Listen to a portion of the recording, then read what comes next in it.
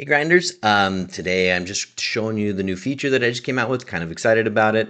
Spent a bit of time trying to design this and plan it all out. I used a bunch of different coaches to get the way I kind of really liked it. But once you logged in, if you go to My Goals, that's going to open up our new goals section here. And part of this I already had on here and I'd already made live, but I added a bunch to it. So I figured I'd just make a new video, go over all of it, how it works, and see if we can start using this, and hopefully it helps everyone out. Okay, so section one, is knowing your numbers. So open this section up, and you can do it however you want. You can use your tab button if you want, but you can start up top and just put in how much money do you want to make this year. So what's your commission goal this year? From your closed volume. If you haven't filled this out yet and you want to, feel free to do the drop down to add in 2025 goals to see how well you did, or just for tracking purposes so you know what they are in future years and see how well you did. Anyways, so from there you can come down and start putting in your numbers. Some of this will automatically pull from our tracker. So if you are using the sales and activity tracker, that data will pull into the current year. However, once you update them, they should save, and then if you want to re-import them later on throughout the year, then you would have to hit the refresh button each time. But tracking your numbers, if you're tracking them, this should be pretty easy if you know your numbers. Otherwise, this might take you a little bit of time to look up. Put in how much you've closed on the volume, how much you earned in commission. This is personal preference. If you want gross commission earned or net, totally up to you. I would be using gross in my own personal tracker. And then how many transactions you closed to get that. And then you're going to want to put in how many leads you got throughout the year. I'm using these as hot leads that were either referred to me or not the junk internet leads that you pay 10 cents for per lead, but actual good leads that you got, warm or hot leads. And then you do that for previous years. You can add as many years as you want. If you have tracking from previous years, feel free to add that. And you have your summary at the bottom to show you what you've done over the years. And this is actually pretty cool if you look through it, right? So if you got 300 leads this year, that's going to tell you got about 25 every month, and that you're getting about 5 per week, and that you're closing one deal per 7.5 leads that you get. And it's telling you your conversion rate. So if this were your numbers, then you'd have a 13% close rate, and you probably need to work on that a little bit. Once you're done with that, on step one, you can minimize that and go to your step two. So know your lead sources. This is going to take all of the data from one, and it's going to automatically populate right here in other sources. And then you can come up here and put in your own, or put in the data per referral or lead source, and you can rename these. So these are just going to populate as lead source 1, 2, 3, whatever. You can use this little drop down over here to make it easy. Let's say I'm going door knocking, or let's say I'm getting referrals from somewhere else, or pooled leads, or whatever you're using to get your closing deals. And you're going to track that per lead source. I do have a client that is doing this per actual person. So he's getting leads from multiple real estate agents, and he's putting the real estate agent name here. So realtor number 1, and then realtor number 2.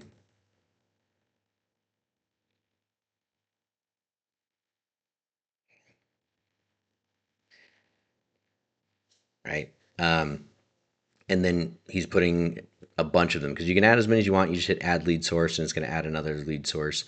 And then if you want to track more years per lead source, feel free. You just hit the add year button. You're going to see another year pop up. So then as you add information up here, it's going to pull it off of your previous year's data that it's getting from section 1. So let's say in 2023 I had 14 million from this lead source. Then that's going to disappear from down here in the other sources, because now it's up here. And, 30 and whatever it is. So you can come in um, and then this section is new, right? So over here, we're going to put what the cost was to generate those leads and how many hours you spent per month working those leads or working to get those leads, right? So in this case, let's say realtor number one, I spent in 2025, I spent 30 hours a month with him, and I'm spending about $2,000 a year to keep that relationship, and I'm getting 275 leads out of it. Now I get to know, all right, it's, that's going to calculate into my hourly rate. So if I made 10 million closed, I made 132,000 from them, then then I know that I made about $368 an hour in the hours that I spent on 30 a month. Well, that's pretty good. Maybe I should continue that. But if I had spent, you know, 90 hours and I'm getting 123, but down here I see I'm getting 772, well, time to readjust where I'm spending my time. So that's what that's all based off of, is being able to kind of figure out where your time is being spent on lead sources and generating, and if you can do better by changing or moving your time somewhere else, and your actual money and the money that you're spending on these. Once you finish section 2, then you're going to move over to step 3. How many deals do I need to cover my expenses each year? So it's going to do personal expenses, business expenses, expenses per closed deal. So this would be like reoccurring, and then this is on like a per deal average, right? So I have a CRM that I put for monthly, but then I do a $50 closing gift per deal, right? And then what's my tax bracket, and any other income that I'm getting, like maybe I've got a spouse or a second job, or I've got some real estate investments, or I'm making money in crypto.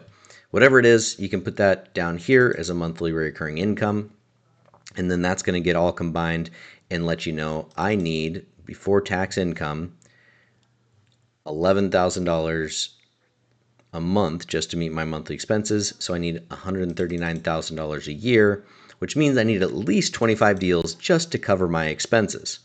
If you want, you can also itemize your expenses. So I added this to where you can come in and click this and say, okay, well, I've got a car payment that's $499, home internet 100, groceries, whatever, and then you can add clothing, or you click up here to add it quickly or add expense, and you can name it whatever you want. So that all adds up and totals to this column here. Okay, hopefully that all makes sense, but this is just a breakdown of what I need to do as a minimum every year just to make my expenses. Now, step 4, where am I going to get my deals? So this is where the planning starts to come into play, and it's going to pull in automatically. It's going to create this section for past clients, and then it's also going to create one section for each of the lead sources that you created in step 2. So in step 1, we're going to pull this down and say, okay, how many clients do I have in my database? This is from past clients that you've actually closed. So how many past clients do you have that have worked with you and closed deals with you prior? So let's say you've got 150 in your database. And then on average, how often do you think that each of those clients will be getting a new home or refinancing or doing something that you're going to be able to capture a transaction? So let's just say it's once every 5 years, then you can click that there. If you think it's 7 years or 8 years, whatever it is, you can put that number there. And then what percentage of past clients do you think that you'll be able to capture? So of these 150 clients that you have in your database, if they're getting a house once every 7 years, then that means 21 of them are going to get a deal or have a new house or get a new loan this year. Buy, sell, refinance, whatever it is. So there's 21 available to get. What percentage of that are you going to get? You throw that right there. So let's say you think you're going to be at 20%. If you're someone that's really bad at getting your database, then maybe you put 15%, right? And then we'll come down here to the different lead sources. So the first question is going to be, are you going to continue working this lead source next year? Let's say you hit yes. Will you increase your time or focus on that? So let's say you hit no. Let's just say I'm going to keep it the same as it was this year. It'll say, okay, based on what you did this year, then that lead source should generate you 26 deals. And then I'm going to come down to my other lead source and say, no, I'm going to keep that the same as well. So that means I'm going to get about 15 deals out of that lead source based on historical data, right? So now, based on all that, I'm going to get 15 and 26 and 3. So I'm at 44 deals, but my goal is 49 deals to make the money that I told you I wanted to make. So I need 49 deals and 21 million. I need to do something different to be able to increase that. So what is that going to be? Well, maybe I'm going to add another lead source, or maybe I'm going to spend more time with this realtor, or maybe I'm going to spend more time on this lead. So instead of just saying no, maybe I'm going to increase this by 15%. And now I'm going to pop that up to 48. I'm getting close, but I need more deals still.